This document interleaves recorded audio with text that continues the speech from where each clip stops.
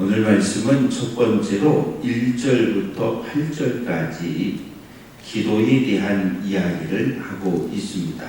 1절은 항상 기도하고 낙심하지 말아야 할 것을, 그러니까 기도하고 낙심하지 말라는 거예요. 그런데 8절을 보면 끝부분에 인자가 올 때에 세상에서 믿음을 보겠느냐 이렇게 질문을 하고 있는 거예요.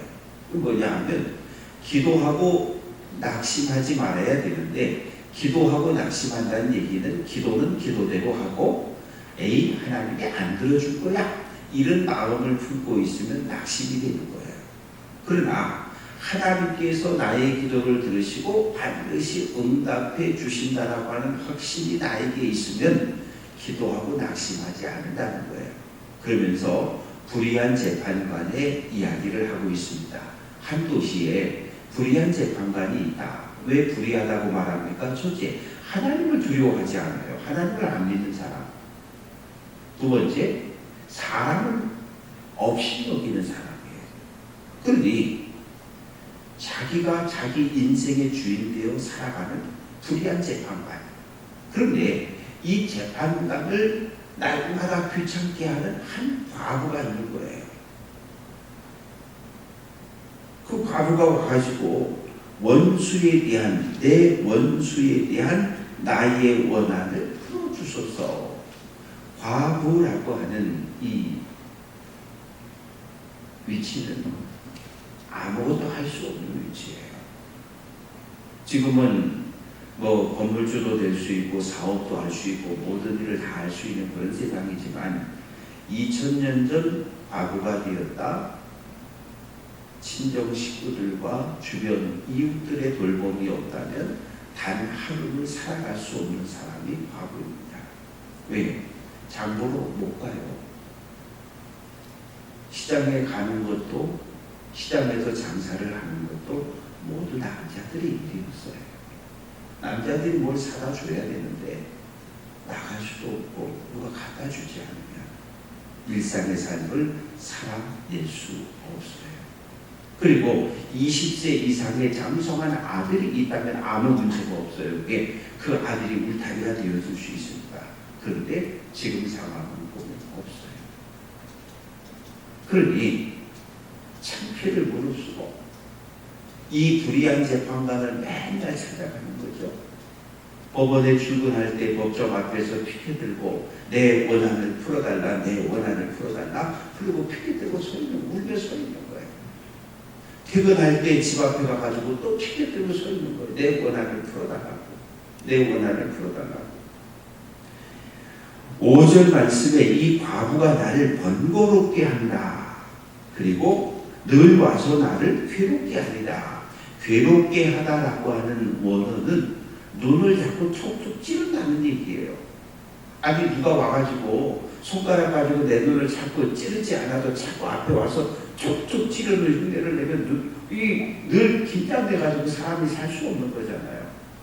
이 과부가 와가지고 자꾸 나를 괴롭게 하는 내 눈을 자꾸 찌른다는 거예요. 그러니 내가 생각해봐도 나는 불의한 재판관이 많은데 하나님을 두려워하지 않고 사람을 두려워하지 않는데 이 과부 때문에 괴로워서 못 살겠다, 귀찮아서 못 살겠다는 거예요. 왜? 시간이 자꾸 지나니까 저 김 재판관이 내 문을 바라고 판결을 안 해주는가 봐. 저 사람 진실한 사람인 줄 알았더니 정말 나쁜 사람이네, 힘없는 과부를 물리네, 이렇게 나쁜 소문이 자꾸 퍼져나면 이 재판관 입장에서 이거 내가 손해인 거예요. 그래서 어떻게 해요? 원한을 풀어준다는 거예요. 불의한 재판관인데 과부가 와서 큰마다 피켓 들고 시위하니까 평판이 나빠질까봐, 나쁜 소문이 날까봐 이 문제를 풀어줬다는 거예요. 불의한 재판관이 옳은 일을 했다는 거예요. 그러면서 하나님께서 참 봐라, 불의한 재판관도 날마다 와서 귀찮게 하니까 그 원한을 풀어주지 않니? 나는 하늘 아버지는 그렇지 않다는 거예요. 하늘 아버지는 의롭다는 거예요. 자녀들이 믿음의 사람들이 날마다 부르짖는 그 기도, 그 원한 왜 안 들어주겠냐? 풀어준다는 거예요. 반드시 들어준다는 거예요. 그러나 응답하려고 이렇게 내려다보니까 기도를 끝냈다는 거예요. 왜? 기도 한두 번 하고 에이 하나님 안 들어주셔. 그럼 그냥 가버렸다는 거예요. 그럴 경우 응답이 그 사람에게는 안 된다는 이야기죠. 그러니 하늘 아버지께서 반드시 응답해 주심을 확신하고 기도를 중단하지 말 것을 우리에게 이야기합니다. 두 번째는 9절부터 14절까지 말씀 속에 자기를 의롭다고 믿고 다른 사람을 멸시하는 자들에게 이 비유로 말씀하셨다. 세상이 나 중심으로 돌아가는 거예요. 내가 내 인생의 왕일 뿐만 아니라 내가 이 세상의 왕이에요. 다 내 생각대로 내 마음대로 하는 사람이에요. 나는 의로워. 하나님 보시기에 의로워야 해요. 하나님 보시기에 좋아야 해요. 그런데 이 사람은 자기 스스로를 의롭다라고 하는 거죠. 선악과를 따먹어버린 사람입니다. 그런데 비유는 두 사람이 기도하러 올라갔다. 한 사람은 바리새인이고 한 사람은 세리였다. 그런데 바리새인이 서서 기도한다. 나는 다른 사람들 토색이라고 하는 것은 간도질을 이야기하고요. 불의라고 하는 것은 악을 행하는 것, 간음, 그리고 세리와도 같지 않다. 세리라고 하는 것은 유대 사회에서 매국노였어요. 왜?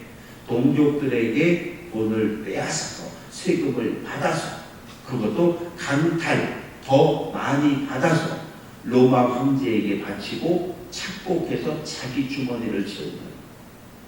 그래서 유대 사회에서 세리는 죄인이었어요.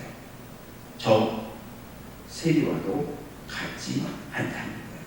일주일에 2번 금식한다는 거예요. 유대인들은 일주일에 2번 금식했습니다. 목요일날 금식했어요. 이 목요일은 모세가 시내산 위로 십계명을 받으러 올라갔던 날. 그래서 금식을 하고 또 월요일날 내려왔어요. 40일 지나서.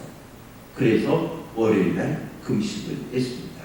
그런데 구약성경을 읽어보면 온 민족에게 금식을 요구하는 날은 하루밖에 없어요. 언제입니까? 7월 10일 대속죄일입니다. 대속죄일에 모든 민족이 금식하며 기도하라고 말하고 있는데 예수님 당시 유대인들은 일주일에 2번씩 금식하고 11조를 바쳤는데 양의 11조, 올리브 기름의 11조 그것만 드린 게 아니라 집 텃밭에서 키우는 상추, 채소, 쑥갓 온갖 것들도 11조를 구별해서 드렸어요. 성경 어디에도 텃밭에서 기르는 채소의 11조를 드리라는 말은 없었지만 바리새인들은 그 정도로 철저한 삶을 거룩한 삶을 살았던 거예요. 그러면서 하나님 앞에 가서 두 손 들고 아주 자신 있게 기도를 하고 있습니다. 그런데 13절 세리는 멀리 서서 눈을 들어 하늘을 쳐다보지도 못하고 하늘을 못 봐요. 유대인들의 기도의 기본 자세는 이렇게 기도하는 거거든요.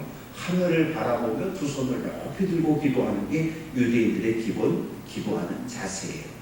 그런데 이 세리는 하늘을 못 쳐다보는 거예요. 왜? 나는 유대 사회에서 죄인으로 찍혔으니까. 나는 죄인이니까. 그래서 자기 가슴을 치면서 하나님 나를 불쌍히 여겨주세요. 나는 죄인입니다. 나는 죄인입니다. 그런데 14절을 보세요. 내가 너희에게 이른다. 저 바리새인이 아니라 이 사람이 의롭다 함을. 이 사람은 누구입니까? 세리예요.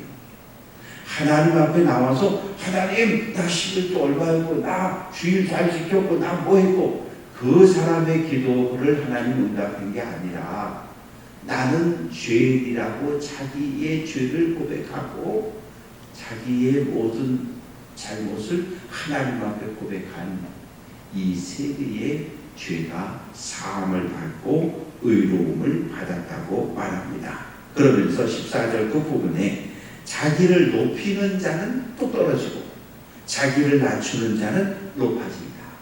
예수님은 하늘에서 뚝 떨어졌어요. 어디까지? 이 구유까지. 그리고 조금 올라갔어요. 어디까지? 십자가까지, 골고다 언덕까지. 그리고 다시 무덤에 장사됐었는데 하늘아버지께서 부활과 승천을 통해서 다시 하나님 보좌 우편으로 올려주셨습니다. 어떤 사람은 잘 나가는 것 같은데 뚝 떨어져서 망하는 사람이 있어요. 교만한 사람들입니다. 그래서 우리에게 교만하지 말고 겸손할 것을 요구하고 계십니다. 세 번째는 15절부터 17절까지 사람들이 아기들을 안고 예수님께 나오는 거예요. 왜? 기도해달라고. 유대교의 풍습에 의하면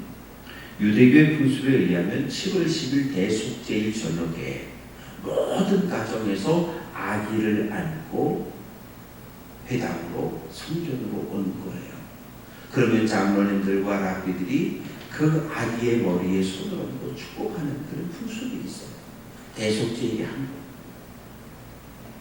그런데 지금 예수님은 사역을 진행하고 있는데 많은 아버지들이 애를 안고 오니까 제자들이 볼 때는 예수님의 사역이 방해를 받는다고 생각했던 거예요. 그러면서 오지 말라고, 예수님 사역 방해하지 말고 예수님 지금 설교해야 되는데 지금 왜들 이러냐고, 오지 마시오 그러니까 예수님의 그 모습을 보고 화가 나셨어요. 그러면서 제자들을 책망하십니다. 뭐라 그러시냐 하면 어린 아이들이 내게 오는 것을 용납하고 금하지 말아라. 하나님의 나라는 이런 자 어린 아이들의 것이다. 그러면 이 당시 어린 아기라고 하는 존재는 없어요. 여자 종노예 그거보다도 못한 게 어린 아기였어요. 로마 사회에서 아기, 아버지가 이렇게 쳐다보고 황달기가 있으면 갖다 버려지는 존재가 어린 아기였어요. 누군가의 돌봄과 누군가의 사랑이 없으면 단 한순간도 살아갈 수 없는 존재가 어린 아기들이었어요. 어린 아기들의 특징은 무엇입니까? 나는 할 수 없다. 아무것도 못해요. 누군가 도와줘야 돼요. 주는 대로 먹고 입혀주는 대로 입고, 그것이 어린 아이들의 모습입니다. 그래서 17절 말씀 보면 하나님의 나라를 어린아이와 같이 받아들이지 않는 자는 결단코 들어가지 못한다. 이 말의 의미는 뭐냐면 내가 뭘 이렇게 1월부터 12월까지 적금을 착착착착 보면 12월에 원금 플러스 이자를 받는 것처럼 내가 이 땅에 살면서 선행을 착착착 쌓아서 선행이 어느 정도 쌓여서 그것으로 천국 가는 거 아니라는 거예요. 어린아이처럼 나는 아무것도 할 수 없습니다. 나는 아무것도 할 수 없습니다. 스스로 고백하고 인정하는 자들에게 하나님의 나라가 열려 있다는 거예요.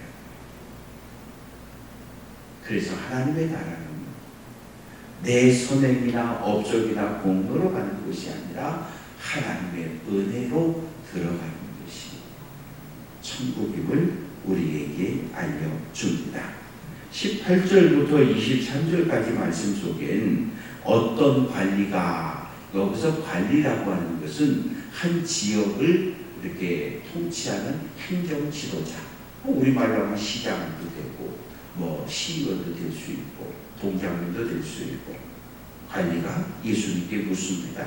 선한 선생님, 내가 무엇을 해야 영생, 하나님의 생명을 얻을 수 있겠습니까? 천국에 갈 수 있겠습니까? 구원을 얻을 수 있겠습니까?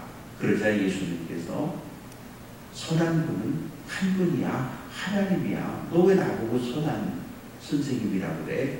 선한 분은 오직 하나님 한 분이야. 그러면서 이 관리의 시선을 하나님께로 돌려버립니다. 그러면서 너 계명 율법 잘 알지? 간음하지 마, 살인하지 마, 도둑질하지 마, 거짓 증언하지 마, 내 부모를 공경해야 돼. 10계명 알지? 예. 이 지금 말씀에 기록되어진 것은 모두 사랑과 관련되어진 계명들입니다. 예, 다 알아요. 613개의 계명도 다 알아요. 너 그거 잘 지켜야 돼. 아유 걱정하지 마시라고. 21절 말씀 보면 내가 어려서부터 다 지켰습니다. 내가 어려서부터 10계명뿐만 아니라 613개의 계명, 뭐뭐 하지 말아라 365개, 뭐뭐 해라 248개, 613개 계명 내가 다 지켰으니까 또 내가 선생님 내가 천국 가려면 지켜야 되는 계명이 뭐가 또 있어요? 지금 이렇게 묻는 거거든요. 그때 예수님께서 22절 한 가지 부족한 게 있다. 그 한 가지. 내게 있는 거 다 팔아 가난한 자에게 나눠주라. 그리고 너 나 따라와라. 내 제자가 되어라. 근데 문제는 23절 큰 부자이므로 근심하더라. 율법대로 살면 말씀대로 살면 큰 부자는 될 수 없어요. 왜? 7년 되면 종들을 내보내줘야 되잖아요. 50년이 되면 10년이 되면 종들을 내보내줘야 되잖아요. 나한테 빚을 줘서 부채를 줘서 땅이고 집이고 몸이 노예로 종으로 다 팔린 사람들 50년이 되면 다 돌려줘야 되잖아요. 그게 신현법이에요. 신현법을 50년에 한 번씩 정확하게 지켰다? 그러면 큰 부자는 될 수 없어요.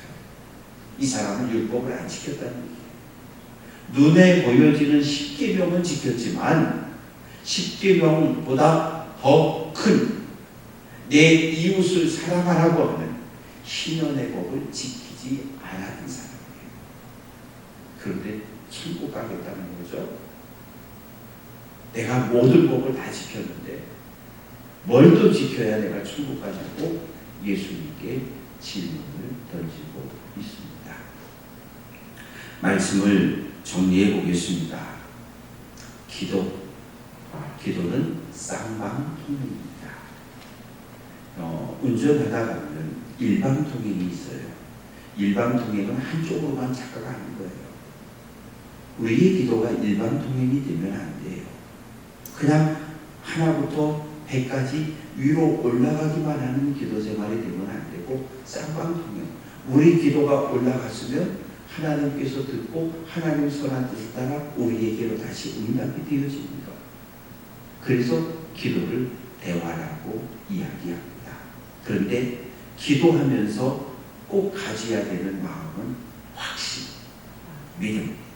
하나님께서 내 기도를 반드시 듣고 응답해 주신다라고 하는 이 믿음이 없으면 기도할 필요 없어요. 응답이 안 된다는 확신이 있는데 기도하면 바보잖아요. 그래서 반드시 응답해 주신다는 이 약속을 붙잡고 기도해야 하고, 그리고 기도는 나를 돌아보는 거예요. 나 자신의 마음을 하나님 앞에 그대로 꺼내놓는 시간이 기도예요. 하나님, 나는 저 김권사처럼 주일 잘 안 나오고 그런 사람 아니고요. 나는 누구처럼 11조 떼고 절기하고 떼고 나 그런 사람 아니고요. 전도하러 가자, 봉사하러 가자 그러면 안 나오는 나 아무개 권사 같은 사람 아니고요. 아니요. 기도는 나를 내어놓는 거예요. 누구 앞에? 하나님 앞에. 타인과 비교하는 거 아니에요. 그리고 전국을 어린아이 같은 마음, 하나님이 이끄시는 대로, 부모가 이끄는 대로, 보호해주는 대로 하나님의 말씀과 하나님의 나라를 온전히 받아들이는 사람이 천국에 간다는 것을 알고, 오늘 한 날도 말씀을 꼭 붙잡고 묵상하며 믿음의 길을 잘 달려갈 수 있는 귀한 성도들 될 수 있기를 주님의 이름으로 축원합니다.